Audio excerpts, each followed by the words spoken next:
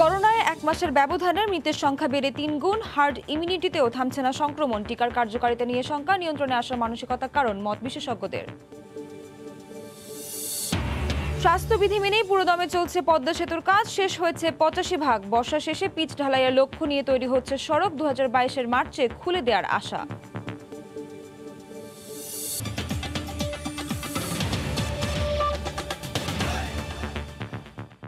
ভোরের সময়ের সঙ্গে আছি আমি নাবিলা সোহার। আবারও ভাঙল কোভিড-১৯ সংক্রমণ শনাক্তে আগের সব রেকর্ড। একদিনে দেশে আক্রান্ত হয়েছেন এ যাবৎকালের সর্বোচ্চ ৫,৩৫৮ জন। আর ৭ মাসেরও বেশি সময়ের মধ্যে সর্বোচ্চ ৫২ জনের মৃত্যু হয়েছে। কোভিডের বর্তমান পরিস্থিতি ছড়িয়ে গেছে প্রথম ঢেউয়ের চূড়াকেও। পরিস্থিতি পর্যবেক্ষণের ক্ষেত্রে আগামী ১ সপ্তাহ বেশ গুরুত্বপূর্ণ উল্লেখ করে বিশেষজ্ঞরা বলছেন, এখনই সতর্ক না হলে সামনে অপেক্ষা করছে ভয়াবহ কিছু। ফারুক ভাই রবিনের রিপোর্ট। রেকর্ড ভাঙা গড়ার খেলায় আগের সব চিত্রকে ছাপিয়ে গেল কোভিড সংক্রমণ। দেশে এ যাবৎকালের সর্বোচ্চ শনাক্তের রেকর্ড হলো বুধবার। এতে টানা ৩ দিন ধরে আক্রান্ত শনাক্ত হচ্ছেন ৫,০০০-এর বেশি। একই সঙ্গে ৭ মাসেরও বেশি সময়ের মধ্যে একদিনে সর্বোচ্চ মৃত্যু দেখল বাংলাদেশ। বুধবার স্বাস্থ্য অধিদপ্তরের সংবাদ বিজ্ঞপ্তি বলছে, ২৪ ঘন্টায় দেশে শনাক্ত হন সর্বোচ্চ ৫,৩৫৮ জন সংক্রমিত ব্যক্তি। আর ৫২ জনের মৃত্যুতে দেশে কোভিডে প্রাণহানি ছাড়ালো ৯,০০০। ২৬ আগস্টের পর বুধবারই একদিনে মৃত্যু ছাড়াই অর্ধশত। কোভিডের বর্তমান পরিস্থিতি ছাড়িয়ে গেছে প্রথম ঢেউয়ের সংক্রমণ চোরাকে। সে সময় রোগী শনাক্তে ৭ দিনের সর্বোচ্চ গড় ছিল গত ২ জুলাই ৩,৮১১ জন। তবে এবার এখনই সংক্রমণ শনাক্ত হচ্ছে সে সময়ের তুলনায় ঢের বেশি। সবশেষ ৭ দিনের গড় শনাক্ত এখন ৪,৩৫৫। লাফিয়ে বাড়ছে শনাক্তের হারও। ফেব্রুয়ারিতে ২% ঘরে থাকা শনাক্তের হার বুধবার দাঁড়ায় প্রায় ২০%। ভাইরাসের ট্রান্সমিশন বেড়ে যাচ্ছে এবং কোথাও কোথাও সিভিয়ারিটি বেড়ে যাচ্ছে। এখনই যদি আসলে এটাকে লাগাম ধরে টেনে নামানো না যায়, তাহলে আমরা সবাই আসলে আরো বেশি ঝুঁকির মধ্যে পড়ে যাব। একটা অসুবিধা আছে যে আমরা নির্দেশনা দেই, নির্দেশনা প্রতিপালিত হচ্ছে কিনা, কার্যকর করা হচ্ছে কিনা, সেদিকে আমরা খুব বেশি নজর দেই না। এই অভ্যাসটা আমাদের পরিত্যাগ করতে হবে। ঊর্ধ্বমুখী সংক্রমণ দিন দিন চাপ বাড়াচ্ছে হাসপাতালগুলোতেও। দেশে আবারও কোভিড-১৯ সংক্রমণের ঊর্ধ্বগতি জাগাচ্ছে নানা সংকটের শঙ্কা।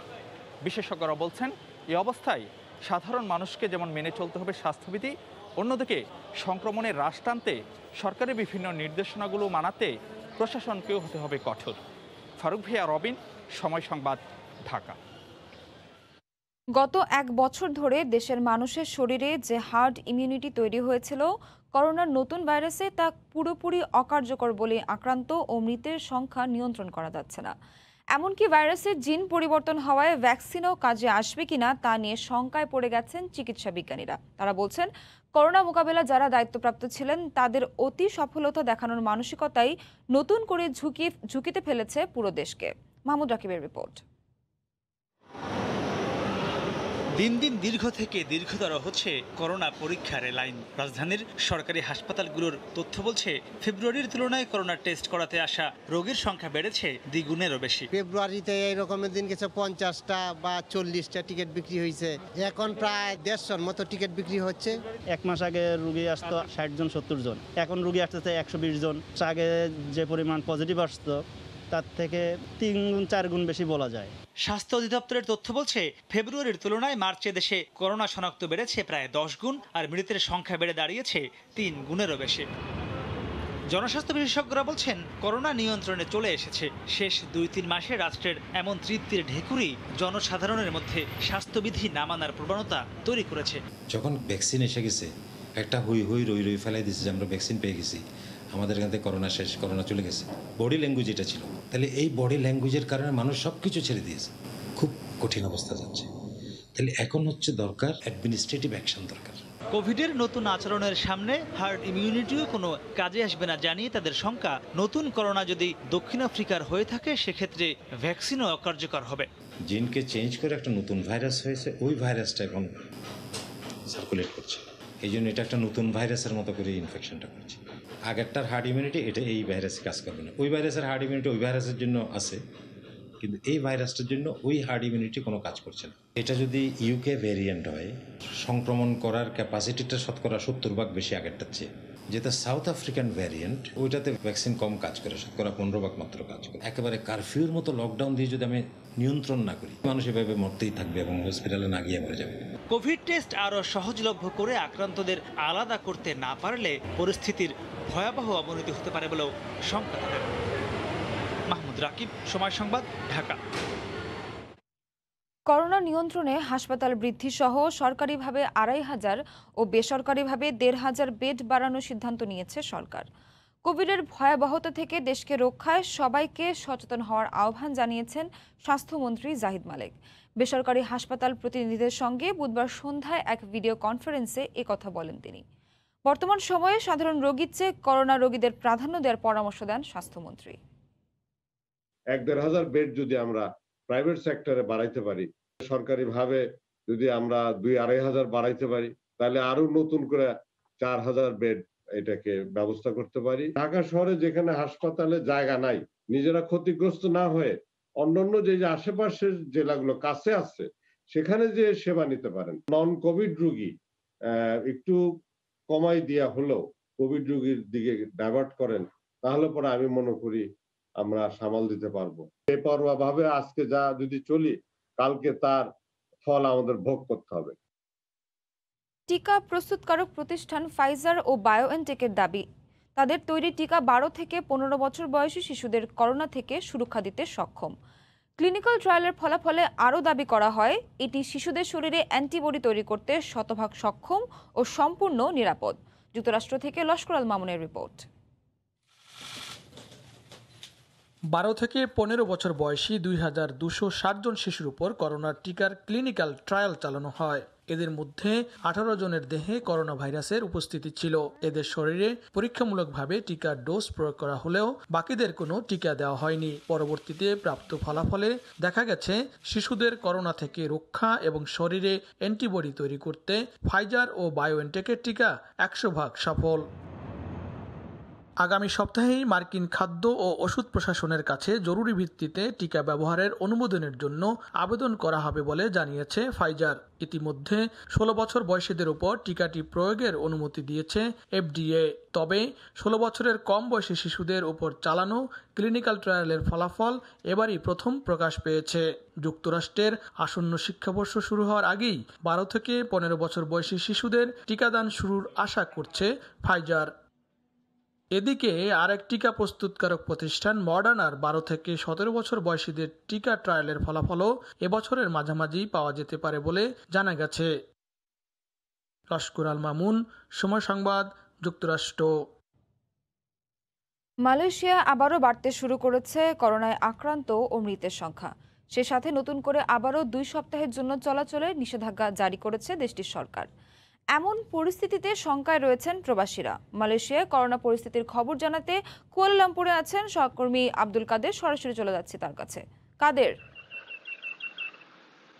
শুভ সকাল নাবিলা। আপনি যেমনটি বলছিলেন, আসলে মালয়েশিয়ায় করোনায় আক্রান্ত ও মৃতের সংখ্যা আবারও বাড়তে শুরু করেছে। আর এজন্য এই করোনা পরিস্থিতি সামাল দিতে আবারও 2 সপ্তাহের জন্য কন্ডিশনাল মুভমেন্ট কন্ট্রোল অর্ডার জারি করা হয়েছে। আজ থেকে অর্থাৎ 1 এপ্রিল থেকে 14 এপ্রিল পর্যন্ত এই সময়সীমা বর্ধিত করা হয়েছে। এছাড়াও আন্তঃরাজ্য ভ্রমণের উপর কিন্তু সেই আগের মতোই নিষেধাজ্ঞা বহাল রয়েছে।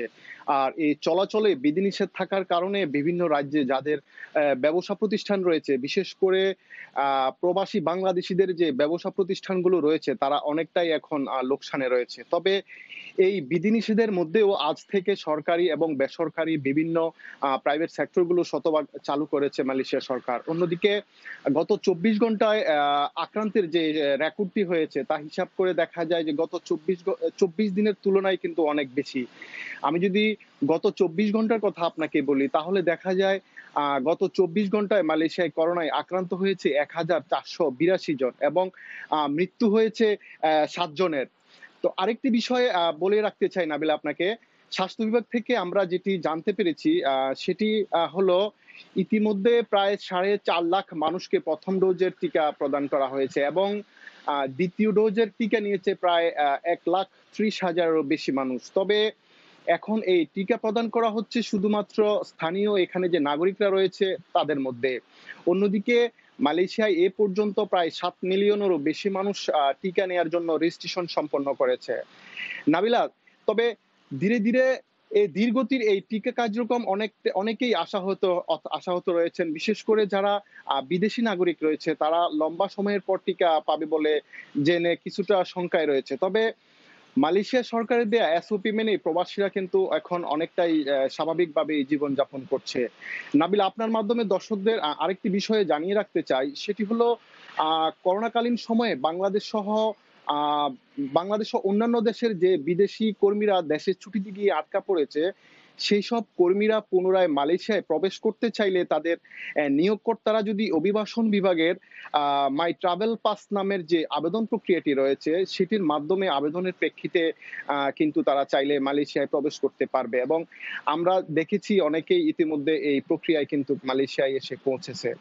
আর দ্বিতীয়ত, আপনি জানেন যে বর্তমানে মালয়েশিয়ায় অবৈধদের বৈধকরণ প্রক্রিয়া চলছে, আর এই বৈধকরণ নিয়েও প্রবাসীদের মাঝে রয়েছে মিশ্র প্রতিক্রিয়া। কারণ বৈধতার জন্য এখানে কিছু শর্ত দিয়েছে মালয়েশিয়া সরকার, তবে যার কারণে কাগজপত্র সব ঠিক থাকার পরও তারা যখন ইমিগ্রেশনে ফিঙ্গারপ্রিন্ট দিতে যায় তখনই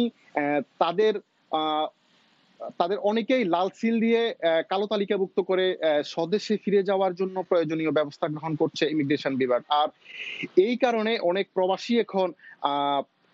প্রবাসী এখন বৈধতা নিতেও ভয় পাচ্ছে বলে আমরা জানতে পেরেছি।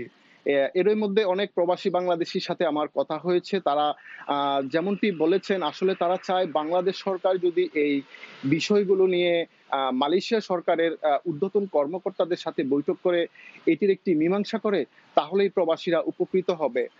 তো নাবিলা, মোটামুটি এই ছিল আমার কাছে মালয়েশিয়ার সবশেষ খবর। নাবিলা, মালয়েশিয়ার করোনা পরিস্থিতির সবশেষ খবর জানাতে কুয়ালালামপুর থেকে যুক্ত হয়েছিলেন সহকর্মী আব্দুল কাদের। ফ্রান্সে আবারও করোনার সংক্রমণ নিয়ন্ত্রণের বাইরে চলে যাওয়ায় 4 সপ্তাহের জন্য দেশব্যাপী লকডাউন ঘোষণার পাশাপাশি 3 সপ্তাহের জন্য শিক্ষা প্রতিষ্ঠান বন্ধের ঘোষণা দিয়েছে প্রেসিডেন্ট ইমানুয়েল ম্যাক্রো। নতুন করে লকডাউনের কারণে অনেক প্রতিষ্ঠান বন্ধ হওয়ায় শঙ্কা রয়েছেন অনেকে, তবে শিক্ষা প্রতিষ্ঠান বন্ধের বিষয়টিকে ইতিবাচকভাবে দেখছেন অনেকেই। ফ্রান্সের প্যারিস থেকে বিস্তারিত জানিয়েছেন লুৎফর রহমান বাবু। ফ্রান্সে আবারও করোনার সংক্রমণ নিয়ন্ত্রণের বাইরে চলে যাওয়ায় 4 সপ্তাহের জন্য দেশব্যাপী লকডাউন আরোপ করা হয়েছে, আর কমপক্ষে 3 সপ্তাহের জন্য দেশের শিক্ষা প্রতিষ্ঠান বন্ধের নির্দেশনা দেওয়া হয়েছে। দেশের প্রেসিডেন্ট ইমানুয়েল ম্যাক্রন বুধবার জাতির উদ্দেশ্যে দেওয়া এক ভাষণে এই ঘোষণার বিষয়গুলো জানান। শনিবার থেকে তার এই ঘোষণা কার্যকর হবে। সংক্রমণ বেড়ে যাওয়ায় দেশটির 19টি ডিপার্টমেন্টে এই লকডাউন আরোপ করা হয়েছিল। তবে লকডাউনের নিয়মকানুন অনেকটা আগের মতোই থাকছে, অর্থাৎ 10 কিলোমিটারের মধ্যে নাগরিকরা চলাফেরা করতে পারবেন, আর 10 কিলোমিটার বাইরে গেলে তার সাথে একটি প্রত্যয়নপত্র রাখতে হবে। একইভাবে এক অঞ্চল থেকে আরেক অঞ্চলে যাওয়ার ক্ষেত্রেও বিধিনিষেধ আরোপ করা হয়েছে, তবে বিশেষ প্রয়োজনে কেউ তথ্য প্রমাণাদি সাথে রেখে যেতে পারবেন। নতুন করে দেশব্যাপী লকডাউনের কারণে অনেকেই ভাবনায় পড়েছেন, তবে শিক্ষা প্রতিষ্ঠান বন্ধের বিষয়টিকে অনেকে ইতিবাচকভাবে দেখছেন। একদিকে যেমন ব্যবসা প্রতিষ্ঠান বন্ধ থাকার কারণে করোনার প্রাদুর্ভাবটা কমবে, ঠিক অন্যদিকে ফ্রান্সের বেকারত্বের সংখ্যা বাড়বে। কারণ হচ্ছে যে অনেক ব্যবসা প্রতিষ্ঠান তাদের কর্মীদের সঠিক মতন বেতন দিতে পারবে না। স্কুল কলেজ শিক্ষা প্রতিষ্ঠানগুলো সব বন্ধ থাকবে, বাচ্চারা গার্জিয়ান কেউ আর স্কুলে আসবে না, বাসায় থাকবে সবাই। তো আমার মতে করোনা ভাইরাসের আশঙ্কাটা খুব কমই থাকবে, যেহেতু আমরা সবাই বাসায় আছি, বের হচ্ছি না ঘর থেকে। করোনা সংক্রমণের তৃতীয় ধাপে ফ্রান্সে এখন গড়ে প্রতিদিন 40,000-এর বেশি মানুষ আক্রান্ত হচ্ছেন, আর হাসপাতালের আইসিইউতে ভর্তি রয়েছেন 5,000-এর অধিক মানুষ। কারফিউ, লকডাউন এমন কঠিন বিধিনিষেধ আরোপ করেও ফ্রান্সে কোনোভাবেই করোনার সংক্রমণ রোখা যাচ্ছে না। মামুন বাবু, সময় সংবাদ, প্যারিস। আবারও দেশে করোনা পরিস্থিতির খবর। করোনার দ্বিতীয় ঢেউয়ের কারণে চাহিদা বাড়ায় চট্টগ্রামে যেখানে সেখানে বিক্রি হচ্ছে নিম্নমানের সার্জিক্যাল মাস্ক সহ নানা সামগ্রী। চিকিৎসকেরা বলছেন নিম্নমানের মাস্ক ব্যবহারে উল্টো সংক্রমণ হবে নানা রোগের। অন্যদিকে গত 1 সপ্তাহের ব্যবধানে মাস্কের দাম বেড়েছে দ্বিগুণ। আশরাফুল আলম মামুনের ক্যামেরায় শফিকুল আলমের প্রতিবেদন। সম্মান তো বলা যাবে না, এটা জাস্ট এমনি পড়ানো আর কি। কম দামি মানে সবাই খুঁজে, এত দামি মানে মেলবোর্ন তো কমই চলে। মাস্কের গুণগত মান নিয়ে এমনই বক্তব্য বিক্রেতাদের। চট্টগ্রাম নগরীর পাইকারি বাজারগুলোতে গেলেই চোখে পড়বে বস্তায় বস্তায় নিম্নমানের সার্জিক্যাল মাস্ক। তবে ক্রেতা বিক্রেতারা কেউ জানে না এই মাস্কের গুণগত মান কি। তারপরও করোনা সংক্রমণ বাড়ায় কোনো পরীক্ষা নিরীক্ষা ছাড়াই দেদারসে বিক্রি হচ্ছে এসব মাস্ক। দামও বেড়েছে দ্বিগুণ। টেস্ট করার তো আমাদের কোনো মেকানিজম নেই, আমরা এই শুধু বডির উপরে যে রিটেনগুলো আছে সেগুলো ভেরিফাই করে নিতে হচ্ছে। যারা এগুলি বানাই এরা এগুলি কৃত্রিম সংকট করে আপনার দামটা বাড়িয়ে দিয়েছে। কেজি কিন্তু 250 টাকা করে, এখন এদের সার্জিক্যাল মাস্কের কাপড়টা কিনা 270 টাকা করে। চিকিৎসকরা বলছেন আসল সার্জিক্যাল মাস্ক হবে 3 স্তরের। তবে বাজারের নিম্নমানের মাস্ক ব্যবহারে সংক্রমণ ঠেকানো সম্ভব নয়। এখন মাস্ক যদি আমাকে সুরক্ষিত না দেয় তাই এটা পরার না পরাটা সমান। কাপড়ের 3 লেয়ারের মাস্ক যেগুলো, অথবা যে কোনো দোকানে সার্জিক্যাল মাস্ক পাওয়া যায়, 2টো সার্জিক্যাল মাস্ক পরলে এটা হবে। তবে জেলা প্রশাসনের দাবি নিম্নমানের হ্যান্ড স্যানিটাইজার ও মাস্কের বিরুদ্ধে অভিযান অব্যাহত রয়েছে। নকল যেগুলো হ্যান্ড স্যানিটাইজার অথবা মাস্ক যেগুলো ছিল সেগুলোর বিষয়ে আমরা অভিযান পরিচালনা করেছি। যদি ভবিষ্যতে এরকম কোনো বিষয় আসে তাহলে আমরা আইন অনুযায়ী ব্যবস্থা গ্রহণ করব। চট্টগ্রামে এ পর্যন্ত করোনায় আক্রান্ত হয়েছে 40,000-এর মতো, আর মৃত্যু হয়েছে 386 জনের। বাজারে ঢুকলে এরকম চোখে পড়বে বস্তায় বস্তায় সার্জিক্যাল মাস্ক। এগুলো কতটুকু বিজ্ঞানসম্মত এবং গুণগত মান ঠিক আছে কিনা তা দেখার কেউ নেই। বিশেষজ্ঞরা বলছেন নিম্নমানে এই মাস্ক তো করোনা ঠেকানো দূরের কথা, উল্টো যে কোনো সমস্যার সৃষ্টি হতে পারে। শফিকুল আলম, সময় সংবাদ, চট্টগ্রাম। করোনা সংক্রমণ প্রতিরোধে দেশের বিভিন্ন জেলায় পর্যটন কেন্দ্র বন্ধের ঘোষণা দেওয়া হয়েছে। বুধবার বিকেলে প্রশাসনের পক্ষ থেকে পর্যটন স্পটগুলো বন্ধ ঘোষণা করা হয়। রাঙামাটি, বান্দরবান, খাগড়াছড়ি, মৌলভীবাজার ও কুয়াকাটায় সব পর্যটন কেন্দ্র বন্ধ থাকবে। এছাড়া টেকনাফ, সেন্ট মার্টিন, নৌরুটে পর্যটকবাহী জাহাজ চলাচলও বন্ধ ঘোষণা করা হয়েছে। বৃহস্পতিবার সকাল থেকে পরবর্তী 14 দিন এসব পর্যটন কেন্দ্র বন্ধ রাখার নির্দেশ দেওয়া হয়েছে। করোনা সংক্রমণ রোধে রাত 10টার পর জরুরি সেবায় নিয়োজিত ব্যক্তি ও পরিবহন চলাচলও নিষিদ্ধ করা হয়েছে। পাশাপাশি স্বাস্থ্য সচেতনতা বাড়াতে প্রচারণার পাশাপাশি নিয়মিত ভ্রাম্যমাণ আদালত পরিচালনা করা হবে এসব এলাকায়।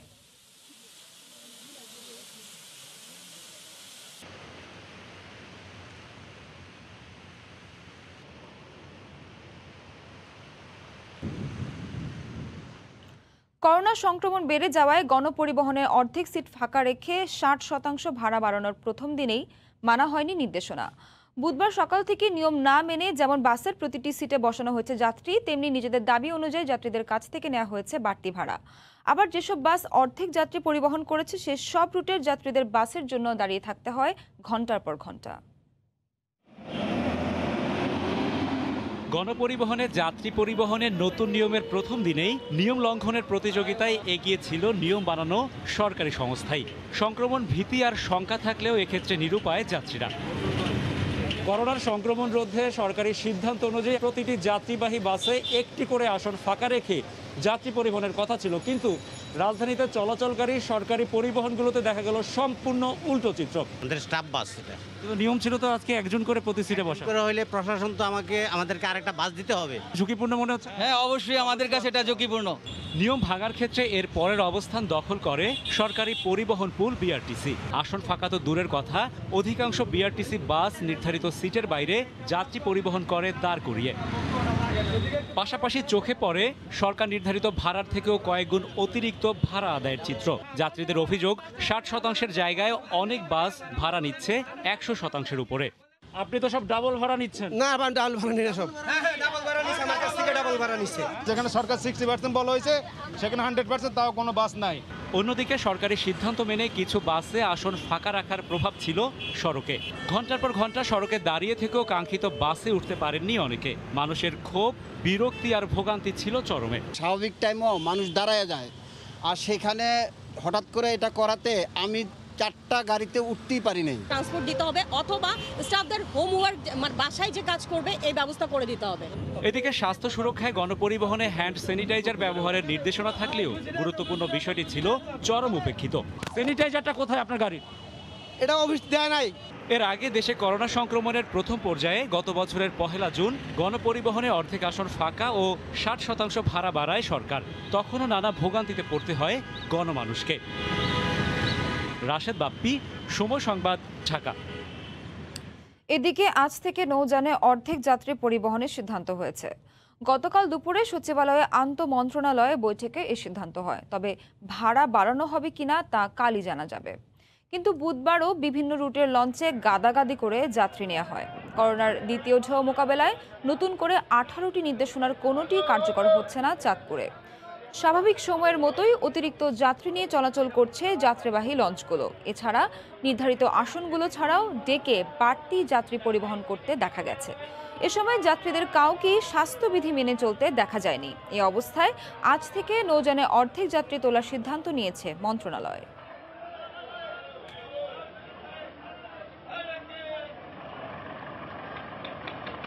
ভাড়াও বাড়বে, পরিবহনও বাড়বে এবং স্বাস্থ্যবিধি মেনে যাত্রীরা লঞ্চে উঠবে। এগুলোর ক্ষেত্রে মালিকদেরকে আমরা কঠোর নির্দেশনা দিয়েছি। স্বাস্থ্যবিধি মানার ক্ষেত্রে কোনো লঞ্চ যদি ব্যর্থতা ঘটায় আমরা তার বিরুদ্ধে যথাযথ আইনি ব্যবস্থা গ্রহণ করব। কালকে থেকে কতটুকু ভাড়া বাড়বে আজকে বিআইডব্লিউটি এবং মালিকরা বসে আলোচনা করেই আমাদেরকে জানিয়ে দিবেন, আমরা সেইভাবে ব্যবস্থা নেব। দ্বিতীয় দফায় করোনা আঘাত হানলেও পদ্মা সেতুর কাজের গতি কমবে না বলে আশা সেতু কর্তৃপক্ষের। প্রকল্প সংশ্লিষ্ট অধিকাংশই এসেছেন টিকার আওতায়। মানা হচ্ছে কঠোর স্বাস্থ্যবিধি। মার্চ মাসের শেষে কাজের সার্বিক অগ্রগতি 85%। এমন গতিতে এগুলে সংশোধিত লক্ষ্যমাত্রার আগেই স্বপ্নের পদ্মার দুয়ার খুলবে আশাবাদ কর্তৃপক্ষের। প্রকল্প ঘুরে সাইফুল ইসলামের ক্যামেরায় রাশেদ লিমনের রিপোর্ট। প্রমত্ত পদ্মায় পুরোদমে চলছে স্বপ্ন বোনার কাজ। সেতুর মূল কাঠামো নির্মাণ কাজ শেষ হয়েছে, এখন চলছে রোড স্ল্যাব বসানো অর্থাৎ সড়ক পথ নির্মাণের কাজ। বলা হচ্ছে 6.15 কিলোমিটারের পুরো সেতুর এরই মধ্যে 4.2 কিলোমিটার অংশে রোড স্ল্যাব বসানোর কাজ সম্পন্ন হয়ে গেছে।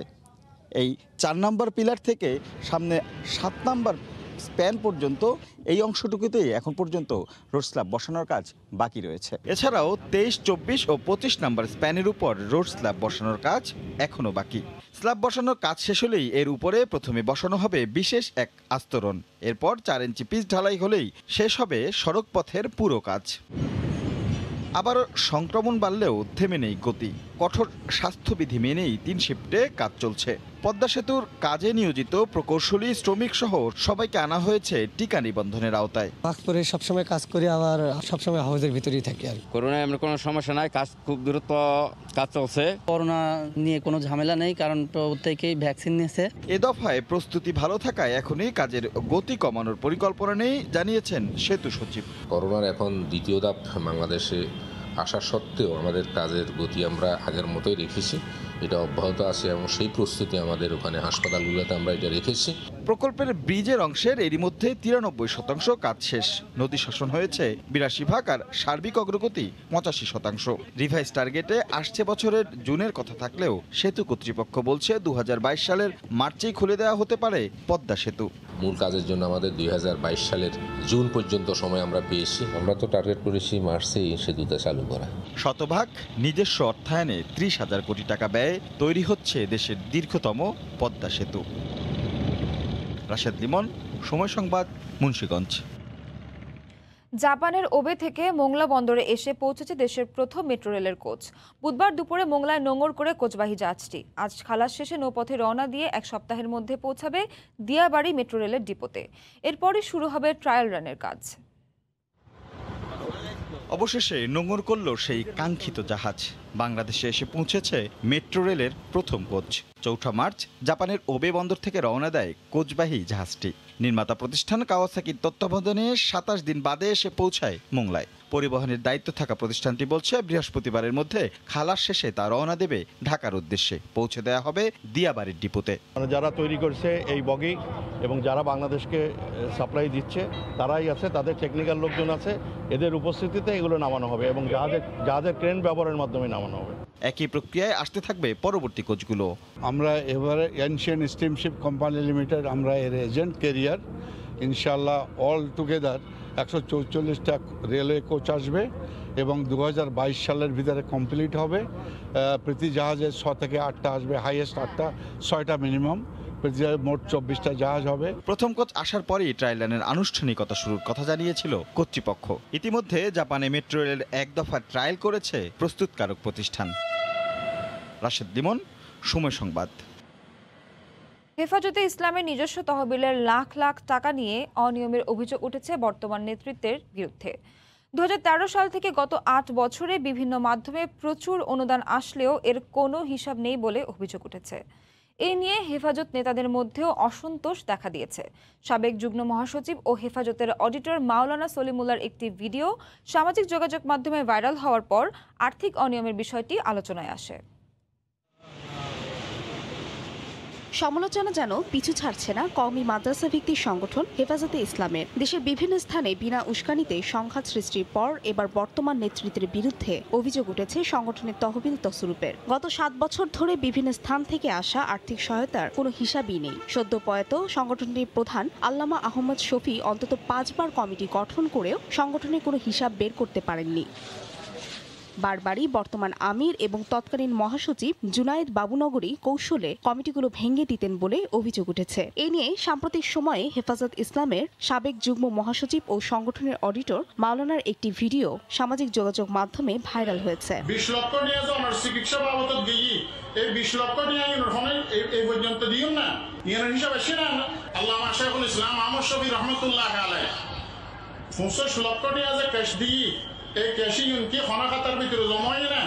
এদিকে সংগঠনের আরেক সাবেক যুগ্ম মহাসচিব মাওলানা মাইনুদ্দিন রুহিও অভিযোগ করেছেন তৎকালীন আমির আল্লামা আহমদ শফিকে এড়িয়ে বর্তমান কমিটিতে স্থান পাওয়ারা খালি চেকের মাধ্যমে লাখ লাখ টাকা আত্মসাৎ করেছেন। হেফাজতের যারা দায়িত্বশীল বা সিগনেচারে টাকা উঠে ব্ল্যাঙ্ক চেকে সিগনেচার করে বা তারা তাদের টাকার ভাগ নিয়ে তারা একটা সিন্ডিকেট করে এই টাকাগুলা মানে হযবরল অবস্থা করে ফেলছে। করোনা সংক্রমণ রোধে এবং স্বাস্থ্যবিধি মানাতে চাঁদপুরে কঠোর অবস্থানে নদী বন্দর কর্তৃপক্ষ। এই মুহূর্তে লঞ্চঘাট এলাকায় আছেন রিপোর্টার ফারুক আহমেদ। সরাসরি চলে যাচ্ছি তার কাছে। ফারুক, নাবিলা, করোনা পরিস্থিতি যে এখনকার যে প্রেক্ষাপট সেটি আসলে একটু ব্যতিক্রমে বলা যায়। সেক্ষেত্রে চাঁদপুর যে নদী বন্দর আছে সেখানে বন্দর কর্তৃপক্ষ, নৌ পুলিশ একটা ব্যাপক প্রস্তুতি নিয়েছে। অর্থাৎ যাত্রী পারাপারে তাদের যে নির্দেশনাটি ছিল সেটি আজ ভোর থেকে আমি কার্যকর করতে দেখা গেছে। এক্ষেত্রে টার্মিনালের প্রবেশ মুখে আইন শৃঙ্খলা রক্ষাকারী বাহিনী, বিশেষ করে নৌ পুলিশের সহায়তা নিয়ে বিআইডব্লিউটিএ কর্তৃপক্ষ, বন্দর কর্মকর্তা তিনি অবস্থান করছেন এবং মাইকিং করে যাত্রীদের সচেতন করছেন। অন্তত আপাতত এই মুহূর্তে যেন প্রতিটি যাত্রী মাস্ক পরে তারা লঞ্চে অবস্থান করেন, অর্থাৎ কেউ যেন খালি মুখে লঞ্চে প্রবেশ না করতে পারেন। একই ক্ষেত্রে হ্যান্ড স্যানিটাইজার এবং কোথাও কোথাও আমরা স্প্রে করতে দেখেছি, জীবাণুনাশক স্প্রে করে যাত্রীদের লঞ্চে প্রবেশ করতে আমরা দেখেছি। ভোর 6টায় যাত্রীবাহী যে লঞ্চটি ছেড়ে গেছে ঢাকার উদ্দেশ্যে, সেটিতে যাত্রীর চাপ ছিল, সেক্ষেত্রে সেখানে আমি যাত্রীদের মাস্ক পরতে দেখেছি। এখন যে সোনাতরী 3 নামে যে লঞ্চটি রাজধানী ঢাকা সদরঘাটের উদ্দেশ্যে রওনা করবে, সেটি তো যাত্রীরা যখন আরোহণ করছিলেন তখন আমি লক্ষ্য করেছি ভিতরে বাইরে এক ধরনের একটা চমৎকার পরিবেশ। আমরা শুরুটা আসলে এই যেমনটা দেখতে পাচ্ছিলাম যে এটি যাত্রী পারাপারে লঞ্চ কর্তৃপক্ষের একটি উদ্যোগ, অর্থাৎ সরকারের যে উদ্যোগ সেই উদ্যোগকে তারা আপাতত সহযোগিতার মনোভাব নিয়ে তারা কাজ করছেন। তো আমি এখন কথা বলবো চাঁদপুর বন্দর কর্মকর্তা কাউসারুল আলমের সাথে। আমাকে একটু কি আপনি বলবেন যে এখানকার এখন যাত্রী পারাপারে আপনারা কি ধরনের ব্যবস্থাগুলো নিচ্ছেন? আমরা সরকারি নির্দেশনা অনুযায়ী স্বাস্থ্যবিধি এবং সামাজিক দূরত্ব যথাযথভাবে প্রতিপালনে কার্যকর পদক্ষেপ গ্রহণ করছি এবং লঞ্চ কর্তৃপক্ষ যেন 50 যাত্রী ধারণ ক্ষমতার 50 ভাগের বেশি যাত্রী না নিতে পারে সেই বিষয়ে আমরা কঠোরভাবে মনিটরিং করছি। ভাড়া নিয়ে কি কোনো কথাবার্তা হয়েছে? ভাড়া নিয়ে এখন পর্যন্ত আমরা সিদ্ধান্ত পাইনি, তবে মন্ত্রণালয়ে ভাড়া বৃদ্ধির বিষয়টি মন্ত্রণালয়ে প্রক্রিয়াধীন আছে বলে জানি। তাহলে আপাতত যাত্রী হয়রানি, বিশেষ করে ভাড়া নিয়ে আপাতত যাত্রী ভাড়া নিয়ে কোনো রকম কোনো যাত্রী হয়রানি বা অন্য কোনো রকম কোনো ঝামেলা হওয়ার কোনো কারণ দেখছি না। আচ্ছা, আপনাকে অনেক ধন্যবাদ। আমরা বন্দর কর্মকর্তা কাউসারুল আলমের সাথে কথা বলেছিলাম। তিনি যেমনটি আমাকে জানিয়েছেন যে আপাতত আমরা যেমনটি জানি থাকি যে যাত্রীদের কাছ থেকে যে এইরকম যখন একটা পরিস্থিতি তৈরি হয় সেক্ষেত্রে যাত্রীদের একটা ভোগান্তি তৈরি হয়, অর্থাৎ ভাড়া নিয়ে একটু কথাবার্তা হয়, সেক্ষেত্রে আপাতত ভাড়া বাড়ছে না। অর্থাৎ লঞ্চ মালিক কর্তৃপক্ষের সঙ্গে যাত্রী কল্যাণ সমিতি একই সঙ্গে বন্দর কর্তৃপক্ষ অর্থাৎ বিআইডব্লিউটি এর সঙ্গে যে আলোচনা হবে সেই আলোচনার প্রেক্ষিতে হয়তো নতুন করে ভাড়া কার্যকর হবে। সেক্ষেত্রে যাত্রীদের আসনে বসার যে একটা আসন বিন্যাস অর্থাৎ এক সিট ফাঁকা করে করে যে পরিবেশটা তৈরি করা, সেক্ষেত্রে যেন ভর্তুকি দিতে না হয় এবং সেই পরিবেশটা নিশ্চিত করার জন্য একই সঙ্গে স্বাস্থ্যবিধি মেনে যেন যাত্রীরা লঞ্চ টার্মিনাল পারাপার করতে পারেন, সেই বিষয়গুলো এখন আসলে চিন্তার বিষয় দাঁড়িয়েছে। আমরা আরেকটু যদি নাবিল আপনাকে দেখাতে চাই যে প্রতিটি যাত্রীকে জীবাণুনাশক হ্যান্ড স্যানিটাইজার দিয়ে কিন্তু তাদের লঞ্চে আরোহণ করতে দেওয়া হচ্ছে। আরেকটি বিষয় আমি লক্ষ্য করেছি যে এই মুহূর্তে কোনো যাত্রী এবং এখানকার ঘাটের সঙ্গে যারা জড়িত আছেন প্রত্যেকে কিন্তু মুখে মাস্ক ব্যবহার করছেন। আমি যদি আপনাদের এই টার্মিনালের একটা চিত্র দেখাতে চাই তাহলে দেখবেন যে এখন যাত্রীরা কিন্তু রাজধানী ঢাকার উদ্দেশ্যে যে সোনাতরী 3 লঞ্চটি চলে যাবে অর্থাৎ 7:30 ছেড়ে যাবে, সেটিতে যাওয়ার জন্য যাত্রীদের একটা হুড়াহুড়ি আমি দেখছি। চাঁদপুরের প্রতিদিন এই ভোর 6টা থেকে মধ্যরাত পর্যন্ত রাজধানী ঢাকা সদরঘাট দক্ষিণাঞ্চল সহ প্রায় 45টি যাত্রীবাহী ছোট বড় লঞ্চ যাতায়াত করে একের সঙ্গে। এখানে আমি যদি বলি যে এখানে ধারণ ক্ষমতা অর্থাৎ 200 থেকে সর্বোচ্চ 2500 পর্যন্ত যাত্রী ধারণ করে, এরকম যাত্রীবাহী লঞ্চের সংখ্যা কিন্তু এখানে কম নয়। অর্থাৎ সব মিলিয়ে এখানে যেই পরিবেশটা সেই করোনাকালীন পরিস্থিতি শুরুতে আমরা গত বছর যেমনটি দেখেছিলাম প্রায় 62 দিন বন্ধ ছিল। 62 দিন বন্ধ থাকার পরে যখন আবার নতুন করে লঞ্চ চলাচল শুরু হলো, সেক্ষেত্রে বন্দর কর্তৃপক্ষের আমরা তখন একটা উদ্যোগ দেখেছি। এখন আবার যে নতুন করে করোনার দ্বিতীয় ঢেউ মোকাবেলা করার জন্য আবার সরকার যে উদ্যোগটি এবং সেটি কার্যকরী করার জন্য বিশেষ করে যারা মাস্ক পরছেন না অর্থাৎ আপাতত স্বাস্থ্যবিধি অর্থাৎ নিজেকে সুরক্ষার জন্য করোনা থেকে নিজেকে রক্ষার জন্য প্রথম যে ধাপটি অর্থাৎ নিজেকে স্বাস্থ্যসম্মতভাবে নিজেকে সুরক্ষা করা, মুখে মাস্ক পরা, হাত পরিষ্কার রাখা, সেই বিষয়গুলো কিন্তু এখন খুব তদারকি করতে আমি এখানে লক্ষ্য করেছি। আরেকটা বিষয় হলো যে এখানে ছোট বড় যত যাত্রী আছে আসলে সবাই কিন্তু এখন স্বাস্থ্যবিধি মেনে চাঁদপুর লঞ্চ টার্মিনাল অতিক্রম করে তাদের গন্তব্যে যাওয়ার জন্য অর্থাৎ যাত্রীবাহী লঞ্চে আরোহণ করার জন্য তারা সেই ব্যবস্থাটি আমার চোখে পড়েছে। আরেকটি বিষয় আমি আপনাকে বলে রাখতে চাই যে চাঁদপুরের এখন যে ব্যবস্থাটি অর্থাৎ দেশের অন্যতম নদীবন্দর চাঁদপুর, সেই চাঁদপুরের এই শুরুর দিকটা আজকে থেকে যে স্বাস্থ্যসম্মতভাবে রাজধানী ঢাকা যাতায়াতের যে ব্যবস্থাটি বন্দর কর্তৃপক্ষ নিয়েছেন, তাদেরকে নৌপুলিশ সহযোগিতা করছেন, একের সঙ্গে জেলা প্রশাসনও সহযোগিতা করছে। তো এই শুরুটা যেমনটি ভালো ছিল, আমরা যারা যাত্রীদের সঙ্গে কথা বলে জেনেছি যে তারা এমন উদ্যোগকে স্বাগত জানিয়েছেন। এই ছিল আমার কাছে চাঁদপুর লঞ্চ টার্মিনাল থেকে করোনা পরিস্থিতির দ্বিতীয় ঢেউ মোকাবিলা চাঁদপুর বন্দর কর্তৃপক্ষের সবশেষ তথ্য। নাবিলা। চাঁদপুর লঞ্চঘাট এলাকা থেকে এতক্ষণ আমাদের সঙ্গে সরাসরি যুক্ত ছিলেন রিপোর্টার ফারুক আহমেদ। ভোরের সময় আরও থাকছে নাব্য সংকটে ধলেশ্বরী নদীতে পণ্য পরিবহন ব্যাহত, মুন্সিগঞ্জের বেদকা আলুর আড়তে কমেছে বেচাকেনা, হুমকির মুখে 15টি হিমাগার।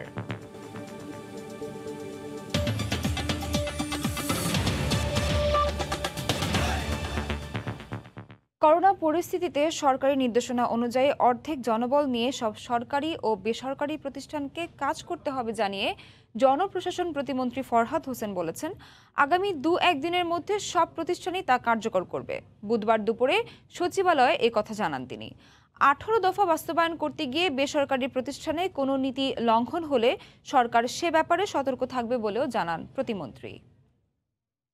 সরকারি, আধা সরকারি, স্বায়ত্তশাসিত প্রতিষ্ঠান 50% জনবল নিয়ে অফিস যাতে করে পরিচালনা করা হয় সেই জন্য নির্দেশনা দেওয়া আছে। আমাদের জনপ্রশাসন মন্ত্রণালয় ইতিমধ্যে সেই যে আমাদের নির্দেশনা সেগুলো বাস্তবায়ন ইতিমধ্যে আমাদের মন্ত্রণালয় সেটা আমরা করেছি। যেহেতু হঠাৎ করে এটি, সেই জন্য কেউ কেউ হয়তো এটা 70% ইতিমধ্যে করতে সক্ষম হয়েছে।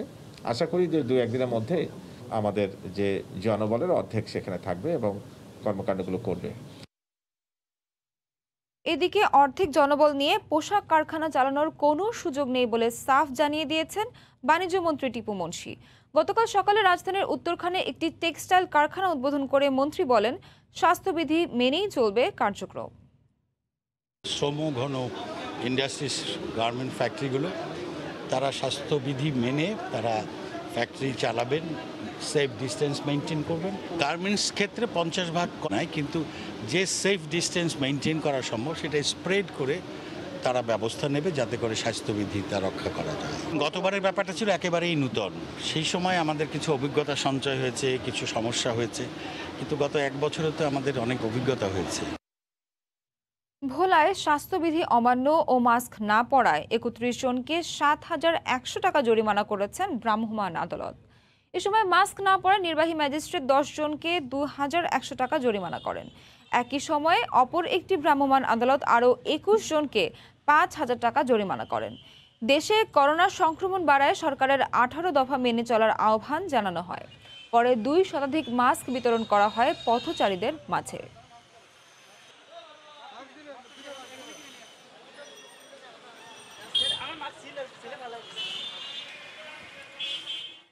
করোনার সংক্রমণ বাড়লেও পাটুরিয়া দৌলতদিয়া ঘাটে স্বাস্থ্যবিধি মানার বালাই নেই, কমেনি জনসমাগমও। এ বিষয়ে বিস্তারিত জানাতে মানিকগঞ্জের পাটুরিয়া ঘাটে আছেন সহকর্মী ইউসুফ আলী। সরাসরি চলে যাচ্ছি তার কাছে। ইউসুফ। নাবিলা, আসলে পাটুরিয়া দৌলতদিয়া রোডের আসলে যে চিত্রটা স্বাভাবিক অবস্থায় থাকে ঠিক সেই চিত্রটাই কিন্তু রয়েছে।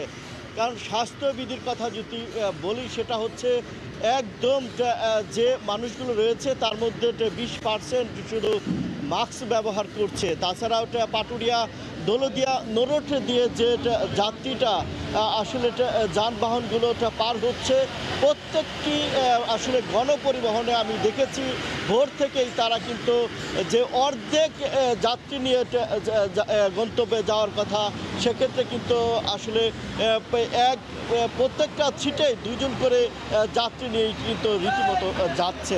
অন্যদিকে কিন্তু অনেকের মাস্ক নেই এবং কি পাটুরিয়া দৌলতদিয়া রোডে BIWTC এবং টিএর 5 শতাধিক কর্মকর্তা এবং কর্মচারী রয়েছে। আমি ভোর থেকেই দেখেছি অধিকাংশ কর্মকর্তা এবং কর্মচারীর কিন্তু আসলে মাস্ক ব্যবহার করছে না এবং ঘেঁষাঘেঁষি করে একদমটা যে দূরত্ব সামাজিক দূরত্ব বজায় রেখে চলার কথা তা কিন্তু চলছে না। আর সেক্ষেত্রে কিন্তু এই ঘাট এলাকাতে যে অবস্থা যে সংক্রমণের করোনা ভাইরাস সংক্রমণের তা কিন্তু রয়েছে।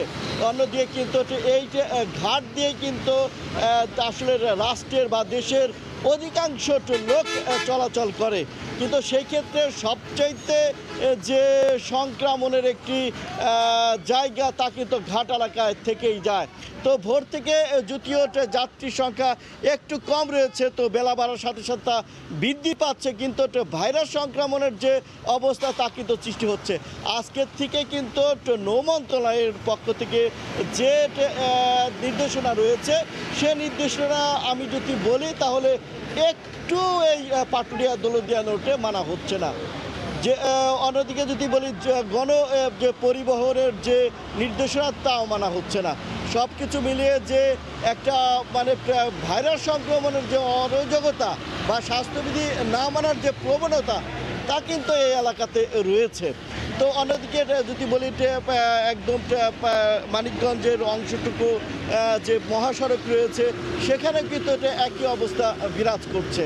অন্যদিকে ঘাট এলাকাতে সকালের দিকটায় কিন্তু 300 দিকে যানবাহন রয়েছে এবং পাটুরিয়া দৌলতদিয়া রোডে মোট 17টি ফেরির মধ্যে 15টি ফেরি চলাচল করছে। তবে যে বিধান মানার জন্য স্বাস্থ্যবিধি যে মানানোর জন্য যারা রয়েছে তাদের কিন্তু আমি একটু ভোর থেকে কিন্তু আমি দেখিনি। অন্যদিকে ভ্রাম্যমাণ আদালতেও আমার চোখে পড়েনি। সব কিছু মিলিয়ে এই যে পাটুরিয়া দৌলতদিয়ার অংশের ঘাট এলাকা একদম যে অরক্ষিত একদম স্বাস্থ্যবিধি না মানার যে একটা প্রচলন তা কিন্তু আপনি একটু দেখলেই বোঝা যাচ্ছে। তো যদি আমি আপনাকে বলি তো এই যে ঊর্ধ্বগতি আমরা যখন দেখেছি গত যে ঊর্ধ্বগতি তার চাইতে কিন্তু একটা ভয়াবহ অবস্থার সৃষ্টি হয়েছে। মানিকগঞ্জের কথা যদি বলি বিগত এই কয়েকদিনে কিন্তু 3 থেকে 4 জনটা আসলে এই যে করোনা ভাইরাসের কারণে এটি মৃত্যুবরণ করছে এবং প্রত্যেক দিনই কিন্তু সংক্রমণের সংখ্যাও বৃদ্ধি পাচ্ছে। সেই ক্ষেত্রে আসলে জেলাবাসী কিন্তু মনে করছে যেহেতু একটি পাটুরিয়া দৌলতদিয়া রোড একটা ট্রানজিট রয়েছে, মহাসড়ক রয়েছে, এখানেও সংক্রমণের একটা প্রভাবটা বৃদ্ধি পাচ্ছে।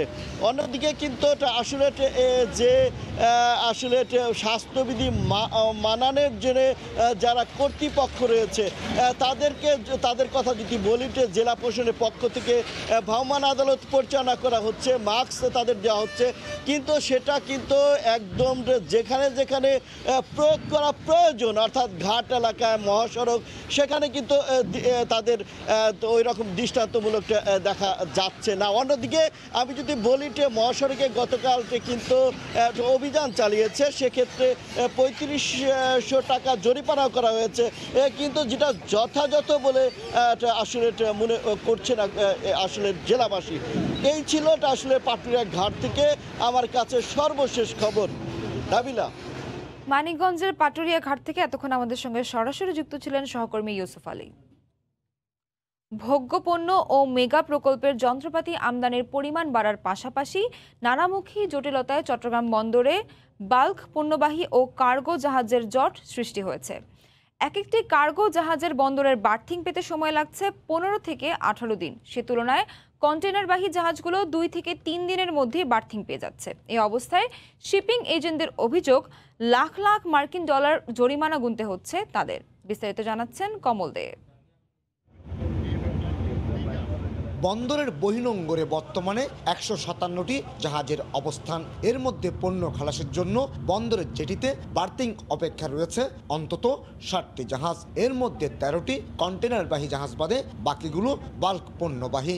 এতে বার্থিং না পেয়ে বন্দরের বহির্নোঙরেই জাহাজ জটের সৃষ্টি হচ্ছে। 15 দিনের আগে কোনো কার্গো ভেসেল বার্থিং পাচ্ছে না বলে অভিযোগ শিপিং এজেন্টদের। 17 থেকে 18 দিন পার ডে 20,000 থেকে কোনো জাহাজ 20,000, কোনো জাহাজ $25,000 করে গুনতে হচ্ছে। ব্যবসায়ীদের মতে রমজান সামনে রেখে ভোগ্যপণ্য আমদানির পরিমাণ বেড়েছে, পাশাপাশি মেগা প্রকল্পের যন্ত্রপাতি আসছে কার্গো জাহাজে। এই অবস্থায় কন্টেনারবাহী জাহাজগুলো অগ্রাধিকার ভিত্তিতেই বন্দরের জেটিতে বার্থিং পাচ্ছে। ফলে কার্গো জাহাজগুলোকে 15 থেকে 20 দিন পর্যন্ত অপেক্ষা করতে হচ্ছে, গুনতে হচ্ছে লাখ লাখ মার্কিন ডলার জরিমানা।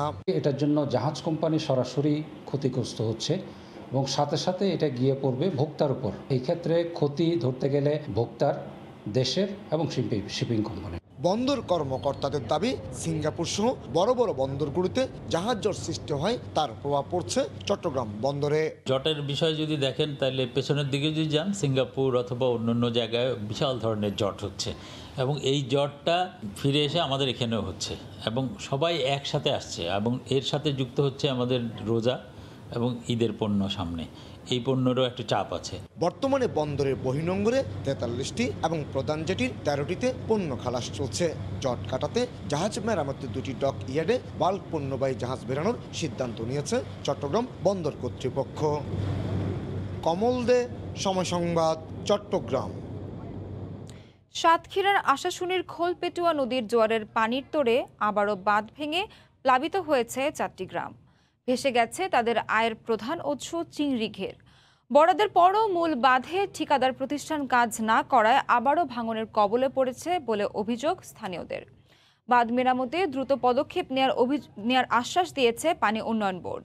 মমতাজ আহমেদ বাপির পাঠানো তথ্য ও ছবি নিয়ে রিপোর্ট। হঠাৎ করে সাতক্ষীরার আশাশুনির খোলপেটুয়া নদীর জোয়ারের পানি হুহু করে লোকালয়ে ঢুকে পড়ে। পানির তোড়ে বাঁধ ভেঙে ডুবে গেছে গ্রামের পর গ্রাম, বাড়িঘর তলিয়ে গেছে। ভেসে গেছে আশাশুনিবাসীর প্রধান আয়ের উৎস মৎস্যক্ষের।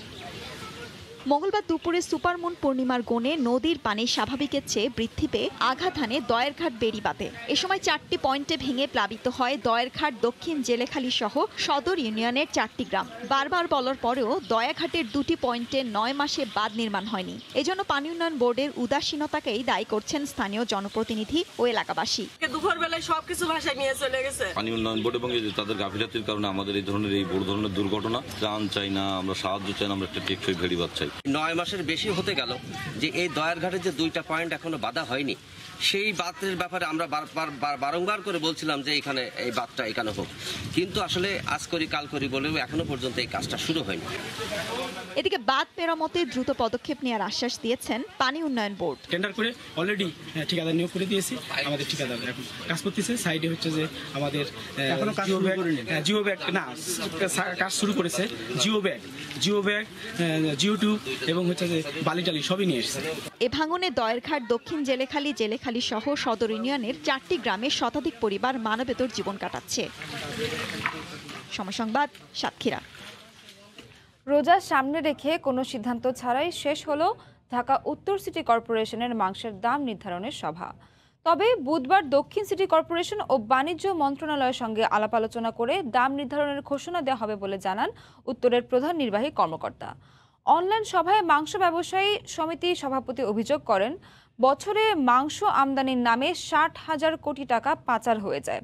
চাঁদাবাজি বন্ধ, পশুপালন বাড়াতে পারলে অর্ধেক দামে মাংস বিক্রি করা সম্ভব বলেও মনে করেন ব্যবসায়ীরা।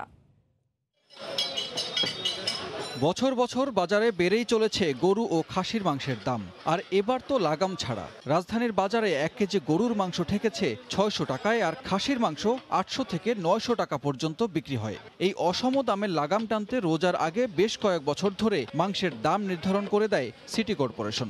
এবছর রোজার সামনে রেখে মাংস ব্যবসায়ীদের সঙ্গে উত্তর সিটি কর্পোরেশনের আলোচনায় ব্যবসায়ীদের পক্ষে বলা হয়, গরুর মাংস 550 আর খাসির মাংস 800 টাকার বেশি দাম হওয়া উচিত নয়। 300 টাকা মাংস বিক্রি হবে, 400 টাকা মাংস বিক্রি হবে। বাংলাদেশের পশু সারা পৃথিবীতে আমরা সাপ্লাই করব। এই বছর মাংস কোনো অবস্থায় 550 টাকার উপরে বিক্রি হবে না। সমিতির সভাপতি গেল কয়েক বছরে মাংসের দাম দফায় দফায় বৃদ্ধির কারণ হিসেবে চাঁদাবাজি, হাটে অতিরিক্ত হারে খাজনা আদায়ের অভিযোগ করেন। এই মাংস ব্যবসা নিয়ে এখন হাজার হাজার কোটি টাকার খেলা চলছে গোল ব্যবসায়ীদেরকে। সিটি কর্পোরেশনের প্রধান নির্বাহী কর্মকর্তা জানান, এসব অভিযোগ আমলে নেবেন তারা। ঢাকা দক্ষিণ সিটি কর্পোরেশন বাণিজ্য মন্ত্রণালয়ের সাথে আলোচনা করছে, আমরাও বাণিজ্য মন্ত্রণালয়ের সাথে আলোচনা শুরু করছি এবং কালকে আমরা এই আলোচনাটাকে চূড়ান্ত পর্যায়ে নিয়ে যাওয়ার চেষ্টা করব এবং আপনারা জানবেন 550 টাকা হোক আর 500 টাকা হোক আর 600 টাকা হোক, কিন্তু এই রেটটা যেন যৌক্তিক হয় এবং সেটা যেন সবার জন্য গ্রহণযোগ্য হয়, সেই বিষয়ে আমরা ফাইট করব। নগরীর ঝামেলা এড়াতে গাবতলী গরুর হাটের পাশাপাশি ঢাকার চারপাশে 4টি পশুর হাট ও কসাইখানা চালুর প্রস্তাব দেয় মাংস ব্যবসায়ী সমিতি। সানবীর রূপল, সময় সংবাদ, ঢাকা। আমিষের চাহিদা মেটাতে নিম্ন ও মধ্যবিত্তের বড় ভরসা ব্রয়লার মুরগি, কিন্তু এখন আর এটিও নেই সস্তার তালিকায়। মাস দেড়েকের ব্যবধানে কেজিতে বেড়েছে 40 টাকারও বেশি। নাভিশ্বাস তুলেছে দেশি ও সোনালী মুরগিও। খামারিরা খাবার ও বাচ্চার দাম বৃদ্ধির দাবি করলেও সরবরাহকারী প্রতিষ্ঠানগুলো বলছে সুযোগ নিচ্ছে মধ্যস্বত্বভোগীরা। প্রাণী সম্পদ মন্ত্রণালয় বলছে রমজানের আগেই দাম কমাতে নেওয়া হয়েছে উদ্যোগ। কামরুল হাসান সবুজের রিপোর্ট। মুরগি বিক্রেতা জাকির হোসেন, দিন শেষে তিনিও একজন ক্রেতা। ব্রয়লারের দাম বেড়ে যাওয়ায় আমিষের চাহিদা পূরণে তাকেও খেতে হচ্ছে হিমশিম। আমার এখান থেকে যে কেউ মুরগি কিনতেছে, আমি অন্য জায়গায় গিয়ে অন্য একটা দ্রব্য কিনতেছি, সেখানেও দাম বাড়তি, দুশ্চিন্তা, হতাশা এরকম একটা কাজ করে। জাকির হোসেনের মতোই নিত্যপণ্যের ভোক্তা আমির হোসেন শেখ।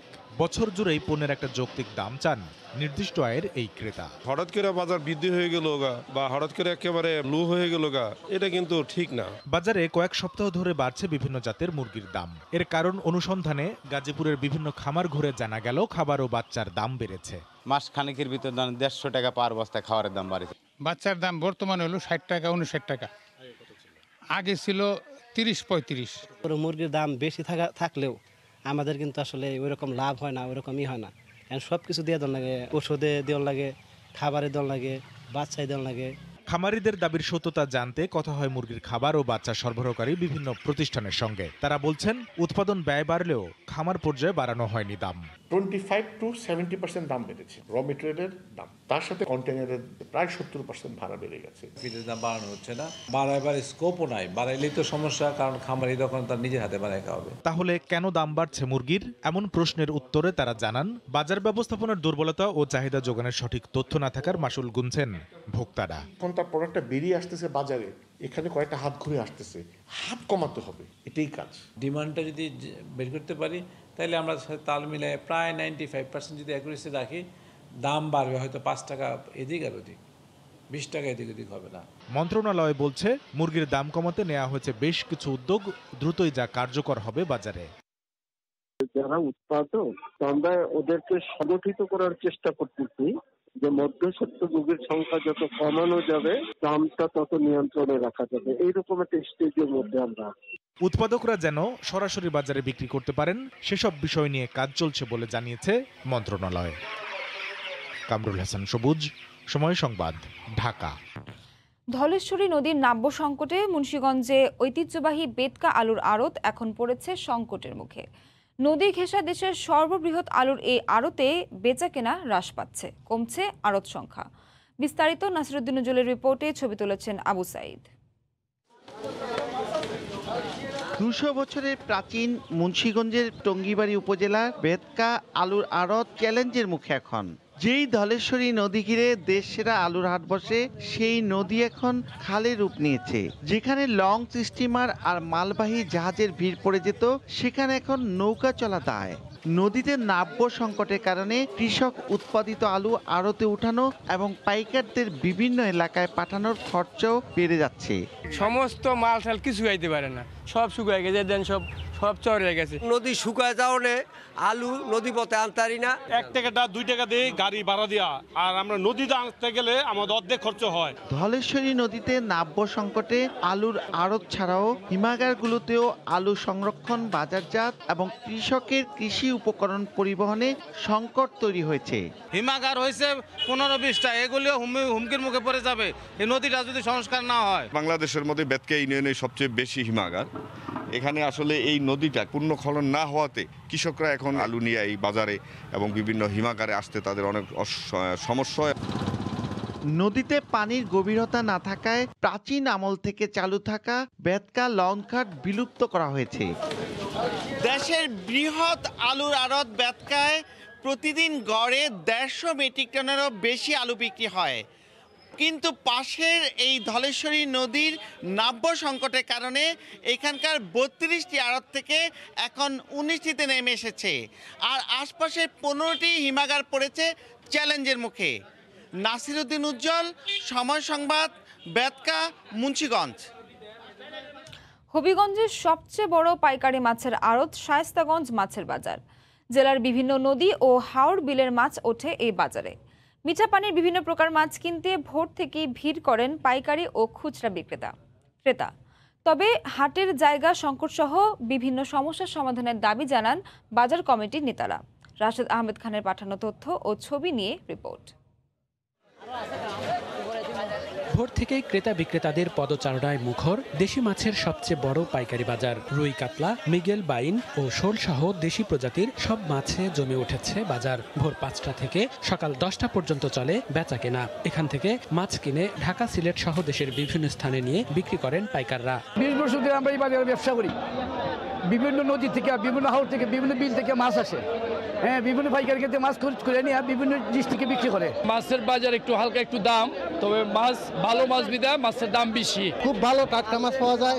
রুই, কাতলা, পাবদা মাছ থেকে ধরে ইলিশ থেকে ধরে সব ধরনের মাছ পাওয়া যায়। তবে স্থান সংকটে মাছ কেনা বেচায় সমস্যা হয় বলে জানান আড়তদাররা। বাজারটা যদি একটু বড় হইতো তাহলে মনে হয় যে আমাদের জনগণের লাগে বা পাইকারের লাগে, আড়তদারের লাগে সুবিধা হইল না। বাজারের সদস্য হিসেবে আমরা সরকারের কাছে দাবি আমরা বাজার উন্নত হইতো, বড় হইতো। হবিগঞ্জের শায়েস্তাগঞ্জ মাছ বাজারে প্রতিদিন প্রায় 50 লাখ টাকার মাছ বিক্রি হয়। সময় সংবাদ, হবিগঞ্জ। মুন্সিগঞ্জে হাট লক্ষ্মীগঞ্জ ফলের আড়তে মৌসুমি ফলের সরবরাহ ও চাহিদা দুটোই বেড়েছে। হরেক রকমের দেশীয় ফলের পাইকারি বেচাকেনা সকাল থেকেই জমে ওঠে। সবরি, কলা ও সফেদার সঙ্গে কাঁঠালের দামও অনেক বেশি, তবে আনারসের দাম রয়েছে নাগালের মধ্যে। বিস্তারিত নাসিরুদ্দিন উজ্জ্বলের রিপোর্টে, ক্যামেরায় ছিলেন আবু সাইদ। মুন্সিগঞ্জের হাট লক্ষ্মীগঞ্জের আড়তগুলোর দৃশ্য দেখে সহজেই বোঝা যায় ক্রেতা চাহিদা। পুরো মৌসুম না এলেও আগেভাগেই বাজারে এসেছে জাতীয় ফল। আগে আসায় দামের চড়া দিকটিও কাঁঠালেরই দখলে। 12 মাসই চাহিদা থাকে মুন্সিগঞ্জের কলার। সাগর কলা দেশি বা নেপালি যাই হোক, চাপা ও সবজির সঙ্গে তারও গন্তব্য ক্রেতার থলেতে। অগ্নেশ্বর ও আনাজ কলার বেচাকেনাও বেশ ভালো। সদ্যই গাছ থেকে বাজারে আনা হয়েছে জিভে জল আসা তেঁতুল। সব মিলিয়ে এই যেন ফলের রাজ্য। আনারস, নারিকেল, ডাব বিভিন্ন ধরনের জায়গা থেকে আসে। মেডিসিনের কলা মনে করেন যাদের বিকে জায়গা আমার কলা বিকে কম, এই জন্য মেডিসিন মুক্ত আমরা কলা বেচতেছি। দামও মোটামুটি রিজনেবল প্রাইস, খুব ভালো। সামনে রমজান মাসে সব ফল পাইবেন। বিক্রেতারা জানান সরাসরি বাগান থেকে মৌসুমী ফলগুলো আনা হয় এখানে, তাই ভেজাল মুক্ত ফল পেতে সবারই আগ্রহ বেশি। অন্য আরো দেয়, মনে করেন যে ফরমালিন দেয়, এখানে কোনো ফরমালিন নাই। মুন্সিগঞ্জ ছাড়াও রাঙামাটি, নওগাঁ, ময়মনসিংহ, টাঙ্গাইল, ঝিনাইদহ, কুষ্টিয়া, ফরিদপুর ও বরিশাল সহ দেশের অন্তত 40 জেলা থেকে আসে এই ফল। ধলেশ্বরী তীরে 17টি আড়তে সকাল 7টা থেকে 9টা পর্যন্ত এইভাবেই মৌসুমী ফলের ধুম বেচা কেনা চলে। নাসির উদ্দিন উজ্জ্বল, সময় সংবাদ, মুন্সিগঞ্জ। কুষ্টিয়ায় পেঁয়াজের ফলন ভালো হলেও হাসি নেই কৃষকের মুখে। বিদেশি পেঁয়াজের ওপর নির্ভরতা ও দাম কমে যাওয়ায় লোকসানের আশঙ্কা তাদের, তবে কাঙ্ক্ষিত মূল্য পাবে বলে মনে করে কৃষি বিভাগ। অতিরিক্ত উৎপাদিত পেঁয়াজের সুষ্ঠু বাজার ব্যবস্থাপনা করা হবে বলে জেলা বাজার কর্তৃপক্ষ জানান। বাবুল হোসেনের ক্যামেরায় এস এম রাশেদের রিপোর্ট। কুষ্টিয়ায় মাঠে উত্তোলনের অপেক্ষায় 12,912 হেক্টর জমির পেঁয়াজ। আর চলতি মৌসুমে আবহাওয়া ভালো থাকায় 1,87,000 মেট্রিক টন পেঁয়াজ উৎপাদনের আশা কৃষি বিভাগের। আগামী এপ্রিল মাস থেকে পেঁয়াজ ঘরে উঠতে শুরু করবে। এদিকে গত বছর ভালো দাম পাওয়ায় এবার কৃষকেরা বেশি জমিতে পেঁয়াজ চাষ করেছেন, তাই অতিরিক্ত উৎপাদিত পেঁয়াজ নিয়ে চিন্তায় কৃষকেরা। কাঙ্ক্ষিত দাম যাতে পান সেজন্য বিদেশ থেকে পেঁয়াজ আমদানি বন্ধের দাবি তাদের। বৃষ্টি বাদল নাই, ভালো হয়েছে, আশা করি যে এবার বুক ভরে আমরা দাম পাবো। বীজের দাম বেশি, সারের দাম বেশি, লিভারের খরচ বেশি, এই কারণে 1 বিঘা পেঁয়াজ আবাদ করতে আমাদের 30 থেকে 35,000 টাকা খরচ পড়েছে। এর মধ্যে যদি সরকার বিদেশ থেকে আমদানি করে তাহলে আমাদের কাছে যদি বিরাট একটা ক্ষতির কারণ হয়ে দাঁড়াবে। কৃষি বিভাগ বলছে এবার কৃষকেরা পেঁয়াজের ন্যায্য দাম পাবে। যে সমস্ত এসএমই চাষি আছে তারা কিন্তু মানসম্মত পেঁয়াজ উৎপাদনে মাঠে এবার একটি অভূতপূর্ব একটি সাফল্যের নজির রাখছে। আর বাজার কর্মকর্তা জানালেন সঠিক বাজার ব্যবস্থাপনার মাধ্যমে যাতে পেঁয়াজ কেনাবেচা হয় সে ব্যাপারে তারা সচেষ্ট। যদি কেউ অবৈধ মজুতদারি বা কৃত্রিম সংকট সৃষ্টি করে মূল্য বৃদ্ধি করে তাহলে তার বিরুদ্ধে আইনগত যে ব্যবস্থা আছে তার বিরুদ্ধে সেই আইনগত ব্যবস্থা নেওয়া হবে। জেলা কৃষি বিভাগের তথ্য মতে গত বছরের চেয়ে এবার 772 হেক্টর বেশি জমিতে পেঁয়াজ চাষ হয়েছে। সময় সংবাদ, কুষ্টিয়া। সমুদ্রের এক কোষী উদ্ভিদ স্পিরুলিনা এখন কৃত্রিমভাবে জন্ম নিচ্ছে রাজশাহীর বরেন্দ্র অঞ্চলে।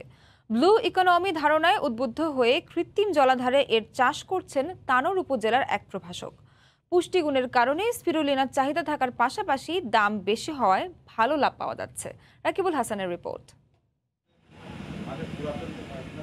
প্রধানমন্ত্রীর ব্লু ইকোনমি ধারণা ইউটিউবে খোঁজেন রাজশাহীর তানোর উপজেলার প্রভাষক রাকিবুল সরকার। তাতে আগ্রহ বাড়ে সামুদ্রিক উদ্ভিদ স্পিরুলিনায়। ব্লু ইকোনমির ধারণা থেকে আমি এই ক্ষেত্রে উদ্বুদ্ধ হই। প্রথমে 100 লিটারের প্লাস্টিক স্বচ্ছ জারে আমি শুরু করি পরীক্ষামূলক, তো সেখানে আমি ইতিবাচক ফল পাই। পরে নিজের পরিত্যক্ত ধানের চাতালে গড়ে তোলেন 17,000 লিটার পানি ধারণের কৃত্রিম জলাধার। লবণ, সোডিয়াম বাইসালফেট, ফেরাস সালফেট সহ সমুদ্রের পানির 9টি উপকরণ মিশিয়ে তৈরি করা হয় কৃত্রিম সামুদ্রিক পানির জলাধার। তাতে ঢেলে দেয়া হয় স্পিরুলিনা জাতের শৈবাল বীজ। মেশিনের সাহায্যে তৈরি করা হয় পানি প্রবাহ। তাতেই 20 দিনে সামুদ্রিক শৈবালে ভরে ওঠে পানির চৌবাচ্চা। আমরা প্রতিদিনই এখান থেকে প্রায় 15 থেকে 20 কেজি কাঁচা স্পিরুলিনা অর্থাৎ ভিজা স্পিরুলিনা উত্তোলন করতেছি, যেটা রোদে শুকানোর পরে 20 কেজি থেকে 2 কেজি হয়। সূর্যের আলো এখান থেকে যে খাবার তৈরি হয় এবং এখানে পানিতে যে খাবারগুলো দেওয়া আছে এটা খেয়ে এরা বাঁচা থাকে। উচ্চ পুষ্টিগুণ ও রোগ প্রতিরোধ ক্ষমতার শৈবালের সহজ চাষ পদ্ধতি ও বাজার মূল্য ভালো হওয়ায় চাষে দিন দিন আগ্রহ বাড়ছে এ অঞ্চলের যুবকদের মাঝে। অবসর সময়ে এটা করতে আমি আগ্রহী একটু। এই জন্য আমি এটা দেখতে আসছি। আমাদেরকে ভালো লাগে বা সে লাভবান হয়, তাহলে আমরা করারও চেষ্টা করব। এই বিষয়ে জেলার কৃষি বিভাগের কাছে কোনো তথ্য না থাকলেও তানোর উপজেলা প্রশাসন বলছে এর চাষ বাড়াতে প্রয়োজনীয় ব্যবস্থা নেওয়া হবে। প্রতি বছর যেহেতু কৃষিতে আলাদাভাবে প্রশিক্ষণ জায়কার প্রজেক্ট থেকে আমরা করি, সেই প্রজেক্টটা সেখানে আমরা আওতায় নিয়ে আসব। পাশাপাশি আমার কৃষি বিভাগের নিজস্ব যে বিভিন্ন ধরনের প্রশিক্ষণ থাকে, সেখানেও এই স্পিলুলিনা চাষের বিষয়টা সাবজেক্টটাকে এনে সেই বিষয়ে আমরা প্রশিক্ষণ দেওয়ার চেষ্টা করব। প্রভাষক রাকিবুল সরকারের এই খামার থেকে প্রতিদিন উৎপাদন হচ্ছে 20 কেজি স্পিরুলিনা শৈবাল, যার প্রতি কেজির মূল্য 3000 টাকা। রাকিবুল হাসান, সময় সংবাদ, রাজশাহী। বৈশাখী উৎসব সামনে রেখে নওগাঁয় গ্রামীণ তৈজসপত্র বানাতে ব্যস্ত সময় পার করছেন শতাধিক নারী পুরুষ। বিস্তারিত জানাতে এই মুহূর্তে সদরের কাদোয়া গ্রামে আছেন সহকর্মী এমআর রকি। সরাসরি জানতে চলে যাচ্ছি তার কাছে। রকি। ধন্যবাদ নাবিলা। আবহমান বাংলার লোকজ যেসব গ্রামীণ উৎসব রয়েছে, এই উৎসবকে ঘিরেই কিন্তু এই গ্রাম পর্যায়ের যেসব বাঁশি বা বিভিন্ন তৈজসপত্র, খেলনা, এইসব উপকরণ তৈরিতে কিন্তু এখন একটা ব্যস্ত সময় পার করছেন এই নওগাঁর কাদোয়া গ্রামের অসংখ্য নারী পুরুষ। বিশেষ করে আগামী পহেলা বৈশাখকে টার্গেট করেই তারা এই কর্মযজ্ঞে মেতেছেন।